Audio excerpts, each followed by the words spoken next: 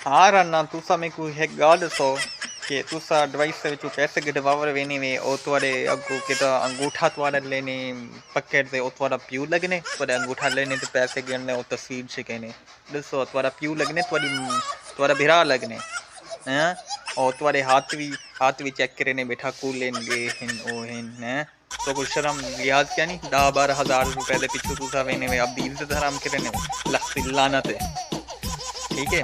और एक बात और आज कल करना भी छित्या से बोल छित्या से बदन ठीक है।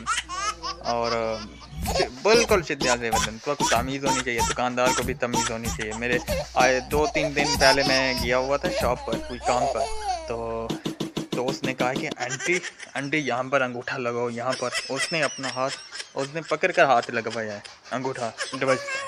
यही इज्जत है आपकी? बस छोड़ो, मेरे चैनल तो सब्सक्राइब करते नहीं हो, चलो छोड़ो बस।